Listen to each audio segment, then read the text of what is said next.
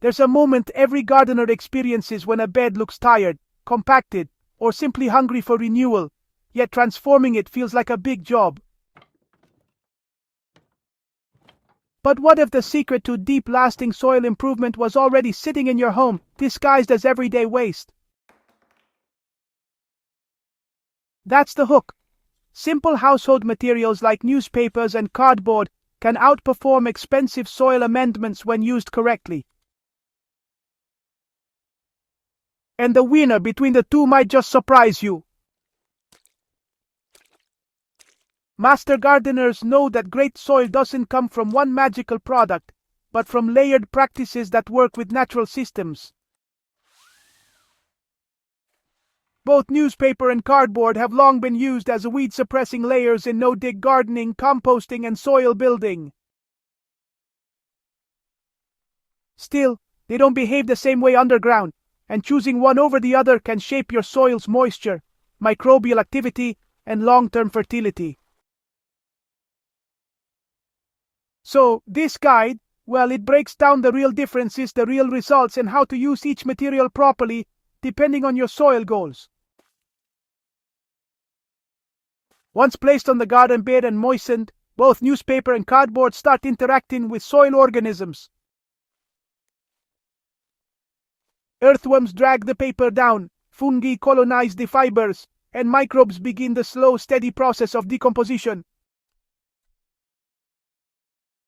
As these layers break down, they create humus, improve soil structure, and choke out persistent weeds. But the speed, depth, and quality of these improvements differ dramatically between newspaper and cardboard. The key is understanding how each material breaks down and what type of soil building you want to achieve. Newspaper is thin, highly absorbent, and, extremely easy for worms and microbes to break down. When layered 8 to 10 sheets thick and thoroughly soaked, it forms a breathable barrier that suppresses weeds without suffocating the soil beneath. Because it decomposes quickly, it encourages rapid worm activity, which means faster aeration and, honestly, quicker integration into the soil profile. Gardeners wanting active, lively beds filled with worm channels and fluffy soil often prefer newspaper. It supports airflow, holds moisture without becoming soggy, and disappears into the soil within a single season. This fast breakdown makes it perfect for annual beds, raised beds, container gardens, or any space that needs quick improvement. To use newspaper effectively, you want to lay down 8 to 10 sheets, wet them thoroughly, with about 1 to 1.5 liters of water per square meter, and then immediately cover with compost or mulch. This prevents the sheets from blowing away, and also provides the carbon to nitrogen balance needed for efficient decomposition. Cardboard, especially thick corrugated cardboard, breaks down more slowly than newspaper. This slow decomposition is actually its greatest advantage when long-term weed suppression is the priority. Deep-rooted weeds like kikuyu grass, nutgrass, bindweed, or creeping Bermuda are really no match for a dense cardboard layer because it blocks both sun and oxygen far longer than newspaper does. Gardeners establishing new beds, especially no-dig beds on top of lawn, often depend on cardboard for exactly this reason. Its long-lasting barrier forces the soil ecosystem to rebuild slowly but steadily, and as it breaks down, it forms rich fungal networks that lead to incredibly structured soil. To apply cardboard effectively, remove all tape, thick staples, or glossy print. Then lay the sheets overlapping by at least 3 inches and soak deeply with 3 to 4 liters of water per square meter. This ensures worms can travel through the layers and, it speeds up the microbial colonization that drives decomposition. You know, one of the most misunderstood aspects of using newspaper or cardboard is how each material actually affects moisture. Newspaper, being thinner, hydrates quickly and breathes well, making it just ideal for gardeners who want their soil to stay evenly moist without risking those pesky anaerobic pockets. Cardboard, on the other hand, retains water for longer periods, which can be incredibly useful in dry climates or, during those hot months. However, in very wet areas, thick cardboard can hold too much moisture unless topped with a well-draining mulch. Microbial communities also behave differently with each material. Fast-decomposing newspaper supports bacterial-dominated soil, which is beneficial for vegetables, annuals, and fast-growing crops. Cardboard, on the other hand, supports higher fungal activity, which aligns beautifully with fruit trees, perennials, shrubs, and long-term beds.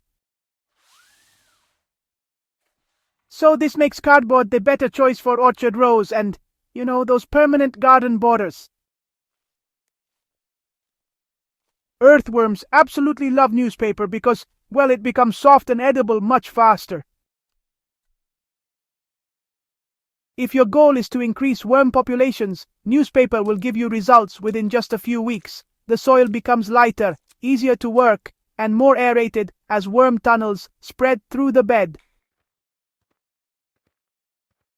Cardboard attracts worms too, but at a slower pace.